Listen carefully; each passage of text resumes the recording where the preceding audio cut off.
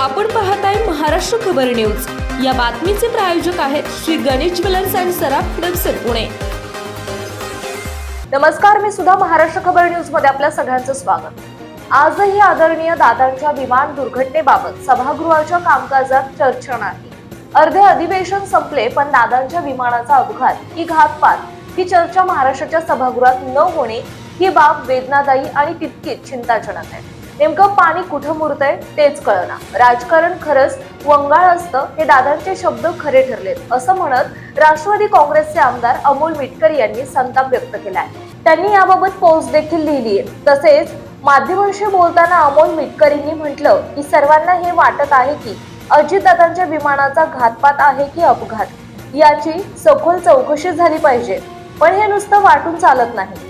सभागृहामध्ये point of information किंवा अल्पकालीन चर्चा आहे। या चर्चेच्या माध्यमातून ती चर्चा घडवून आणल्यानंतर मग ते रेकॉर्डवर येणार की आपल्या विधानसभा मतदारसंघाचे आमदार अजितदादांचा विमान अपघातानंतर पहिल्याच अधिवेशनामध्ये चर्चा होत नाही अशी खंत अमोल मिटकरींनी व्यक्त केली। मुख्यमंत्री यांच्याशी चर्चा करून आजच्या कामकाजात अजित पवार यांच्या अपघाती निधनाची चर्चा येईल असे सांगितले। मात्र आजच्या कामकाजात चर्चा नाही ही फार गंभीर बाब आहे। VK सिंग याला VIP ट्रीटमेंट दिली, तो काल मॅच बघायला होता।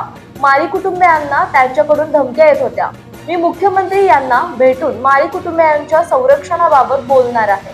VK सिंग यांचे अंडरवर्ल्डशी संबंध आहे असा संशय असंही मिटकरींनी म्हटलं।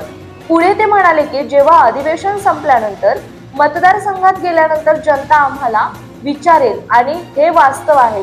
आपण किती वेळ काढला तरी जनता याबाबत विचारणारच आहे। नेमकं काय तुम्ही का नाही बोलला? उद्या मुलं विचारतील, सुना विचारतील, नातवंड विचारतील। आज तारीख दिली होती, आज वरच्या सभागृहामध्ये चर्चा होईल असं मंत्री गिरीश महाजन यांनी म्हटलं होतं, पण आजच्या कामकाजात चर्चा नाही। त्यामुळे माझ्या दोन शंका आहेत। एक तर ठोस उत्तर सरकारकडे नाही, कारण विरोधी पक्ष कोणताही प्रश्न विचारू शकतो, आणि दुसरं म्हणजे चर्चाच घडवून आणायची नाही। मी स्पष्ट सांगतो आहे, मी सत्ताधारी आहे, तर काय करणार?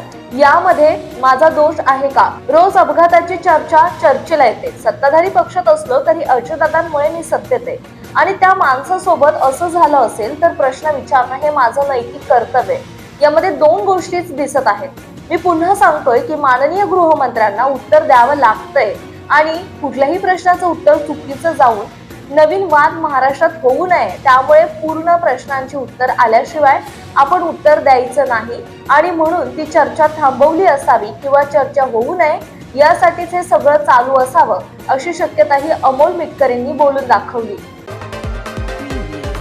आपण पाहताय महाराष्ट्र खबर न्यूज। या बातमीचे प्रायोजक आहेत Shri Ganesh jewellers and Saraf Hadapsar Pune.